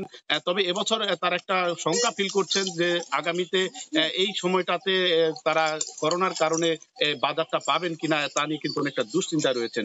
তবে এই গ্রামে আমরা লক্ষ্য করছিলাম প্রায় 700 থেকে 800 নারী পুরুষ সরাসরি এই জাতীয় কর্মযজ্ঞে দারুণ একটি কর্মদক্ষতা, এবং তাদের একটা লক্ষ্য থাকে মৌসুমের এই সময়টাতে তারা একটা তাদের যে বাঁশি, এই বাঁশিগুলোতে বিভিন্ন ধরনের ফুল সজ্জা লাগানো, এইভাবে প্রতিটি বাঁশি বিক্রি করে থাকে বিভিন্ন উৎসবে। এবং এখানকার স্থানীয় যারা কারিগর আছে তারা বলছেন যে প্রতিটি বাঁশি প্রকার ভেদে তারা বিক্রি করে থাকেন স্থানীয় এখান থেকে 5 থেকে 7 টাকা সর্বোচ্চ দরে, যেটা বাজারে কিন্তু বিভিন্ন মেলা বা উৎসবে এটা 10 থেকে 15 টাকা পর্যন্ত বিক্রি করে থাকে। তো আর্থসামাজিক ভাবে তারা কিন্তু অনেকটা উন্নতি করছেন। এই জাতীয় ক্ষুদ্র কুটির শিল্পের সাথে জড়িয়ে তারা এখানে এই একটি বাঁশিকে নল বাঁশি বলা হয়ে থাকে, স্থানীয় নলের একটি কাঠি তারা সংগ্রহ করেন। এই কাঠিকে বিভিন্ন সাজসজ্জা দিয়ে কিন্তু সাজিয়ে এই বিক্রি করে থাকেন। এবং এখান থেকে আমরা যেটা দেখতে পাচ্ছিলাম যে দেশের বিভিন্ন প্রান্তে যেসব উৎসব রয়েছে, গ্রামীণ মেলা রয়েছে, এই মেলাগুলোতে বিভিন্ন ফুল এবং উপকরণগুলো তারা সরবরাহ করছেন। নওগাঁ জেলায় বেশ কয়েকটি গ্রাম আমরা এখানে লক্ষ্য করছিলাম তারা এই বাঁশি তৈরির সাথে একরকম সরাসরি জড়িত। তবে এখানকার যারা ক্ষুদ্র কুটির শিল্পের জড়িয়ে আছেন তারা বলছেন যে স্থানীয়ভাবে এই উপকরণগুলো তারা সংগ্রহ করে থাকেন, এবং এই উপকরণ সংগ্রহ করতে গিয়ে তাদের প্রান্তিক পর্যায় থেকে বিভিন্ন এনজিও বা বাদন ব্যবসায়ীদের কাছ থেকে উপকরণের যে মূলধন রয়েছে তা সংগ্রহ করতে হয়। এই সংগ্রহ করতে গিয়ে তাদের কিন্তু চড়া একটা সুদ দিতে হয়, ফলে তাদের যে মুনাফা, তাদের যে লাভ তা কিন্তু ঠিক থাকে না। এই জায়গায় তারা বলছেন যে সরকারি যে পৃষ্ঠপোষকতা এটা তাদের কাছে যদি তারা পায় তাহলে তাদের মুনাফার খাতটা কিন্তু আরেক দফা তাদের দিক থেকে একটু বেশি হতে পারে। তবে আমরা যেটা লক্ষ্য করছিলাম যে এই নারীরা কিন্তু বাড়তি সংসারের যে কাজ, এই কাজগুলির সাথে সাথে এই জাতীয় তাদের এই ক্ষুদ্র কুটির শিল্পে জড়িয়ে আছেন। প্রতিটি বাঁশির বিভিন্ন উপকরণ সাজসজ্জা তৈরির জন্য তারা এক একটি বাঁশি প্রতি তারা কিন্তু 1 টাকা বা 1.5 টাকা করে পেয়ে থাকেন। দিনে কিন্তু তাদের এরকম কর্মযজ্ঞে যখন মৌসুম আসে, মৌসুমগুলোতে তারা বলছেন যে প্রতিদিন পর্যন্ত তারা আয় করে থাকেন। স্বাভাবিকভাবে এই ক্ষুদ্র কুটির শিল্পে তাদের ভিতরে একটা আলাদা অর্থনৈতিক ভাবে মুনাফার খাত তৈরি হয়। অন্যদিকে সকর্মসংস্থানের কিন্তু বড় একটি উপাদান আমরা এখানে দেখতে পাচ্ছিলাম। তাদের দিক থেকে এই জাতীয় কর্মযজ্ঞের মাধ্যমে নিজেরা যেমন আর্থসামাজিক পরিবর্তন করছেন, সময়টাকে কাজে লাগিয়ে এই গ্রামের প্রান্তিক পর্যায়ে নারীরা তারা কিন্তু তাদের একটি কর্মসংস্থানের একটা উৎস তৈরি হয়েছে। তবে নওগাঁর বিভিন্ন উৎসবের যেসব রয়েছে, এই উৎসবগুলোতে এবছর যেটা তাদের বড় ধরনের হতাশার কারণ আমরা লক্ষ্য করছিলাম যে গেল 1 বছর ধরে বড় উৎসবগুলোতে কিন্তু বেচা বিক্রি অনেকটা কম হয়েছে, এবং তাদের যে লক্ষ্য ছিল, তাদের যে একটা আশা থাকে, সেই আশাটা কিন্তু এই করোনার কারণে কিন্তু অনেকটাই ব্যাহত হচ্ছে। এবং আগামী পহেলা বৈশাখকে ঘিরেই তাদের এই কর্মযজ্ঞ শেষ পর্যন্ত এই বৈশাখী উৎসব তারা কতটা পাবে তা নিয়ে কিন্তু তারা অনেকটা দ্বিধাদ্বন্দ্বে রয়েছেন। এবং এই জাতীয় উৎসবের জন্য তাদের যেটা প্রত্যাশা, তারা বলছেন যে সরকারিভাবে যদি এই ক্ষুদ্র কুটির শিল্পের সাথে যারা জড়িয়ে আছে তাদেরকে প্রশিক্ষণ দেওয়া এবং তাদের স্বল্প সুদে যদি ঋণ দেওয়া হয়, তাহলে তাদের আর্থসামাজিক উন্নয়নের ক্ষেত্রে আরেক ধাপ কিন্তু তারা এখানে উন্নতি করতে পারে এবং তাদের কিন্তু স্বপ্নটা আরো বেশি বেগবান হতে পারে, এমন কথাই বলছে। তবে শৈশবের অনেকটা কিন্তু স্মৃতি জাগিয়ে তুলে এই জাতীয় লোকগত সংস্কৃতির সাথে সরাসরি জড়িত এই গ্রামীণ যেসব খেলাধুলার উপকরণ রয়েছে তা কিন্তু এই উপকরণের মধ্য দিয়ে আমরা এখানে লক্ষ্য করছিলাম এবং মানুষের ভিতরে কিন্তু দারুণ একটি আগ্রহ এখানে আমরা দেখতে পাচ্ছি। তারা এইসব কাজকর্মের মধ্য দিয়ে একটি মৌসুমকে ঘিরে এই জাতীয় কাজে তারা লিপ্ত রয়েছেন, বা বিশেষ করে কাজকর্ম সকাল থেকে বেলা 11টা-12টা পর্যন্ত প্রতিদিনই তারা করে থাকেন। তো নাবিলা, এই ছিল নওগাঁর এই কাদুয়া গ্রামের এই ক্ষুদ্র কুটির শিল্পের কাজকর্মের খবর আমার কাছে। করোনা মহামারীতে বিপর্যস্ত ইতালির পর্যটন খাত। দেশটির প্রায় 2 লাখ প্রবাসী বাংলাদেশের অধিকাংশই পর্যটন শিল্পের ওপর নির্ভরশীল। করোনার মারাত্মক প্রভাব পড়েছে তাদের জীবিকায়। ইতালি থেকে মাসুদ রহমানের রিপোর্ট।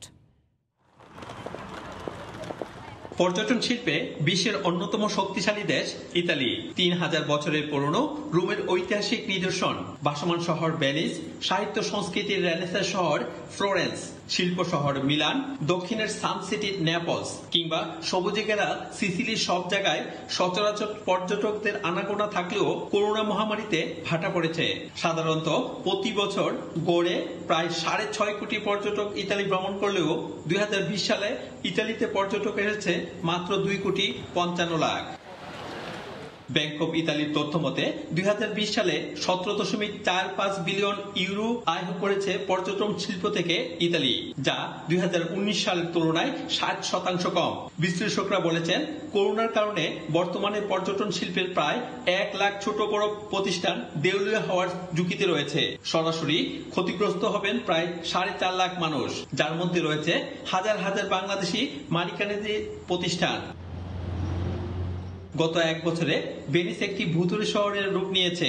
বিলাসী পোর্তোফিনো, মিলানের মনোরম লেক কোমোর উপকূলে বরেন্না, ফ্লোরেন্স ও রোমের ক্লোসিও কিংবা পাহাড়ের চূড়ায় বরফে ঢাকা অনিন্দ সুন্দরী কর্তিনার সবখানে এখন নির্জন নীরবতা। করোনা যেন দখল করে নিয়েছে ইতালির ঐতিহ্যবাহী পর্যটন শিল্পকে। এতে বিশাল ক্ষতির সম্মুখীন হচ্ছে প্রবাসী বাংলাদেশিরাও।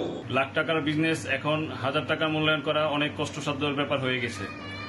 বিশেষ করে ভেনিসে টুরিস্ট না থাকায় আমাদের ব্যবসা একেবারেই ধ্বংসের সম্মুখীন। টুরিস্ট ভিত্তিক যত শহরগুলো আছে ভেনিস সহ অন্যান্য শহরে আমরা মোটামুটি সবাই যারা ব্যবসায়ী আছি, যারা কাজ করতেছে, সবাই আমরা এই করোনার কারণে খুব কষ্টের মধ্যে দিয়ে যাচ্ছে। বর্তমানে করোনার তৃতীয় ঢেউয়ে তালমেটাল ইতালি। বিশেষজ্ঞরা জানিয়েছেন, আগামী 2023 সালের আগে ইতালির পর্যটন শিল্পে সুখবরের কোনো সম্ভাবনা নেই। এই অবস্থায় ভেনিস ও ফ্লোরেন্সের মেয়ররা শহর দুটিতে বিশেষ অর্থ সাহায্যের জন্য সরকারের প্রতি আহ্বান জানিয়েছেন। মাকসুদ রহমান, সময় সংবাদ, ইতালি। টুঙ্গিপাড়ায় সেনাপ্রধানের মশাল প্রজ্বলনের মধ্য দিয়ে শুরু হলো বঙ্গবন্ধু নবম বাংলাদেশ গেমসের আনুষ্ঠানিকতা। গোপালগঞ্জ থেকে ঢাকায় 20 জন অ্যাথলিট 11 বার মশাল হাত বদল করে পৌঁছে দিলেন ক্রীড়া প্রতিমন্ত্রীর হাতে। এ সময় মশাল দেখতে ছিল উৎসুক জনতার ভিড়। গোপালগঞ্জ থেকে ফিরে মেহেদি নাইমের রিপোর্ট।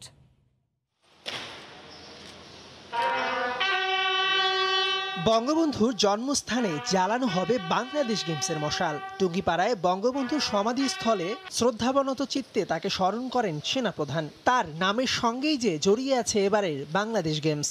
প্রজ্বলিত মশালটি অবশেষে আসলো সেই মুহূর্ত। সেনাপ্রধান জেনারেল আজিজ আহমেদ মশালে আগুন জ্বালান। 8 বছর বিরতি দিয়ে শুরু হলো বাংলাদেশ গেমসের আনুষ্ঠানিকতা। অন্যান্য বার যেরকম হতো তার থেকে হয়তো কিছুটা কম মনে হতে পারে, বাট আমাদের প্রস্তুতি এবং অন্যান্য যে সমস্ত আমরা ব্যবস্থা করেছি, আশা করি এই বাংলাদেশ গেমস আয়োজন করতে যাচ্ছি সেটা সফল হবে। এরপর মশালের বহর ঢাকার উদ্দেশ্যে যাত্রা করে। 20 জন সাবেক ও বর্তমান অ্যাথলিটদের মাধ্যমে 11 বার হাত বদল হয় মশাল। প্রমত্ত পদ্মায়ও অবিচল মশাল ওঠে পদ্মা সেতুতেও। মশাল বহরকে এক নজর দেখতে দুপাশের মানুষের আগ্রহ ছিল ব্যাপক। এটা একটা দারুণ অভিজ্ঞতা। ইতিপূর্বে আমার মশাল বহন করার কোনো অভিজ্ঞতাই ছিল না। গন্তব্য বাংলাদেশ অলিম্পিক অ্যাসোসিয়েশন ভবনে পৌঁছায় বহর। সেখানে অপেক্ষমান যুব ও ক্রীড়া প্রতিমন্ত্রীর হাতে মশাল বুঝিয়ে দেওয়া হয়, যা নিয়ে যাওয়া হবে উদ্বোধনী অনুষ্ঠানে। 2011 আইসিসি বিশ্বকাপ ক্রিকেটের পরে এত বড় আয়োজন বাংলাদেশে হয়নি, যেটি আমরা এবার করতে যাচ্ছি। ইনশাআল্লাহ আমাদের এই আয়োজন উদ্বোধনী অনুষ্ঠানটি খুব সুন্দর জাতি উপভোগ করবে ইনশাআল্লাহ। বঙ্গবন্ধু নবম বাংলাদেশ গেমসে 31টি ডিসিপ্লিনে অংশ নেবে প্রায় 5,500 অ্যাথলিট। বঙ্গবন্ধুর এই জন্মস্থানে মশাল প্রজ্বলনের মধ্যে দিয়ে শুরু হলো বঙ্গবন্ধু নবম বাংলাদেশ গেমসের আসর। দেশের করোনা পরিস্থিতিতে এই গেমস আবারও জাগ্রত করবে দেশের সকল অ্যাথলিটদের, এমনটাই প্রত্যাশা দেশের ক্রীড়াপ্রেমীদের। মেহেদী নাইম, সময় সংবাদ, টুঙ্গিপাড়া, গোপালগঞ্জ। ভোরের সময় শীর্ষ সংবাদ জানিয়ে দিচ্ছে আরেকবার। করোনায় 1 মাসের ব্যবধানে মৃতের সংখ্যা বেড়ে 3 গুণ। হার্ড ইমিউনিটিতেও থামছে না সংক্রমণ। টিকার কার্যকারিতা নিয়ে শঙ্কা, নিয়ন্ত্রণে আসার মানসিকতার কারণ মত বিশেষজ্ঞদের। পুরো সেতুর এরই মধ্যে 4.2 কিলোমিটার অংশে রোড স্ল্যাব বসানোর কাজ সম্পন্ন হয়ে গেছে। স্বাস্থ্যবিধি মেনেই পুরোদমে চলছে পদ্মা সেতুর কাজ, শেষ হয়েছে 85 ভাগ। বর্ষা শেষে পিচ ঢালাইয়ের লক্ষ্য নিয়ে তৈরি করা হচ্ছে সড়ক। 2022-এর আগে মার্চে খুলে দেওয়া হবে আশা। এই ছিল ভোরের সময়, সঙ্গে থাকুন সময়ের।